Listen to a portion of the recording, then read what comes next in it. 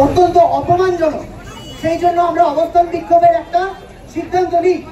এই সিদ্ধান্তের পাশাপাশি বহু সিনিয়র ডাক্তার, প্রথিতযশা ব্যক্তিত্ব, স্থানীয় বাসিন্দা ও ব্যবসায়ী এবং সর্বোপরি সমস্ত রাজ্যবাসীর অভূতপূর্ব যে সমর্থন আমরা পাই তাতে আমরা আপ্লুত এবং আমরা আমাদের আন্দোলনের জোর সম্পর্কে আমাদের যে বিশ্বাস তা আরো মজবুত করেছে। দীর্ঘ 22 ঘন্টার পর আমাদের দৃঢ় সংকল্প ও আন্দোলনের তীব্রতার কাছে হার মেনে পুলিশ বাধ্য হয় ব্যারিকেড তুলে নিতে এবং লিখিত হয় এক নতুন ইতিহাস। সমগ্র বিশ্ব দেখে স্টেথোস্কোপ হাতে করা এক শান্তিপূর্ণ আন্দোলন করেও ব্যারিকেড তুলে নেওয়া যায়। মিছিল বেশ খানিকটা এগোনোর পর ডব্লিউবিজিডিএফ এর পক্ষ থেকে 22 জনের প্রতিনিধি দল ডেপুটেশন দিতে যায় পুলিশ কমিশনারের কাছে তারই পদত্যাগ চেয়ে। সেই আলোচনার সময় আমরা স্পষ্ট জানিয়ে দিই 9ই আগস্ট ঘটনাস্থল সুরক্ষিত করা, তথ্য প্রমাণ লোপাট ও সেমিনার রুমে সন্দেহজনক ব্যক্তির আনাগোনা, ঘটনাস্থল সংলগ্ন এলাকায় আকস্মিক সমস্যা এবং 14ই আগস্ট রাতে আরজি করে উদ্দেশ্য প্রণোদিত সন্ত্রাস ও ভাঙচুর, এই সকল ক্ষেত্রে পুলিশ ও প্রশাসনিক ব্যর্থতার দায় নিয়ে তার নিজের পদ থেকে পদত্যাগ করা উচিত। এই বৈঠকে পুলিশ প্রশাসন কার্যত স্বীকার করে নেয় যে প্রত্যেকটি ক্ষেত্রে তাদের ব্যর্থতা থেকেছে, কিন্তু তাদের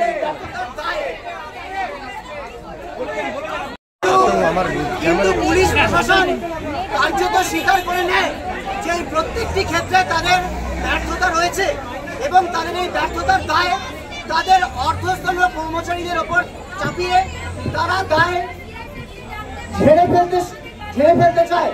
কিন্তু আমরা স্পষ্ট জানাই ভিকারিয়াস লায়াবিলিটির কথা আমরা মনে করিয়ে দিই এবং বলে দিই যে এই যে নেগলিজেন্স হয়েছে তা ক্ষমার অযোগ্য এবং এর জন্য সর্বোচ্চ যে প্রশাসনিক দায়ভার গ্রহণ করে তাকেই পদত্যাগ করতে হবে এবং আমাদের প্রতিটি মেরুদণ্ড এবং তার পদত্যাগের ডেপুটেশন তাকেই ধরিয়ে আসা হয়।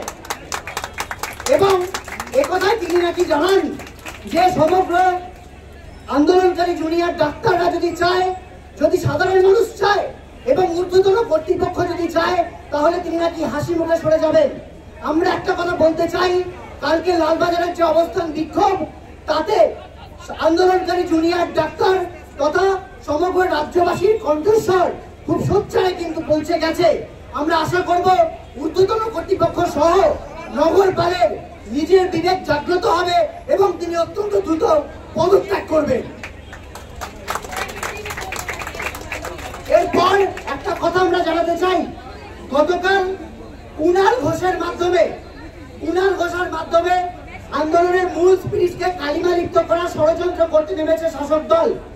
কুণাল ঘোষ তার ফেসবুক পোস্ট থেকে জানান যে আন্দোলনকারী জুনিয়র ডাক্তাররা ডব্লিউবিজিডিএফ এর পক্ষ থেকে মধ্যস্থতার আবেদন নাকি করা হয়েছে এবং তার ফলে নাকি লালবাজারে ব্যারিকেড খুলে দেওয়া হয়েছে এবং আমরা যেতে পেরেছি। আমরা স্পষ্টভাবে জানাচ্ছি যে এই দাবি সর্বৈব মিথ্যা কথা এবং বাংলার সাধারণ মানুষের কাছে জুনিয়র ডাক্তারদের আন্দোলনকে কালিমা লিপ্ত করার অভিসন্ধি নিয়ে করা। আমরা স্পষ্ট বলছি, কুণাল ঘোষের মতো অমেরুদণ্ডী প্রাণীর কথা এর থেকে বেশি জবাব আমরা দিতে চাই না। শাসক দলকে একটা হুমকি দিতে চাই, হুঁশিয়ারি দিতে চাই যে ভবিষ্যতে এই ধরনের ষড়যন্ত্র করা হলে ডব্লিউবিজিডিএফ তথা বাংলা সংগ্রামী মানুষদের থেকে আরো কঠিন জবাব আপনারা পাবেন। গতকাল আমরা যখন রাজপথে তখন বিধানসভায় মুখ্যমন্ত্রী ধর্ষণ প্রতিরোধ করার জন্য অপরাজিতা বিল পাস করার কথা বলেছেন। এই বিলটিকে আমরা একটি পপুলিস্ট ধাপ্পাবাজি ছাড়া আর কিছু বলতে পারছি না।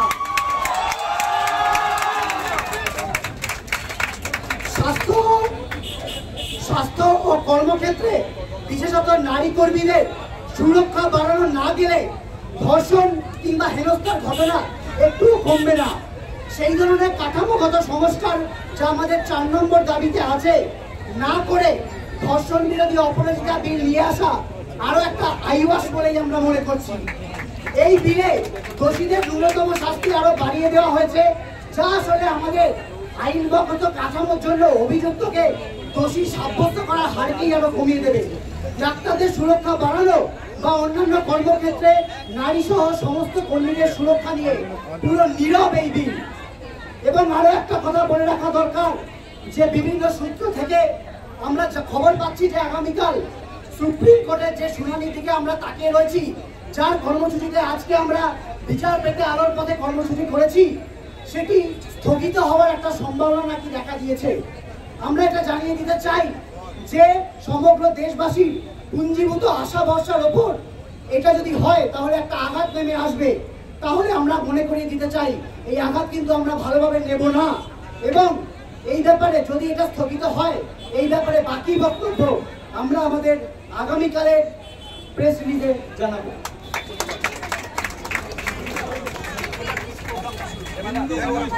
এবার আমরা আমাদের এই কর্মসূচি থেকে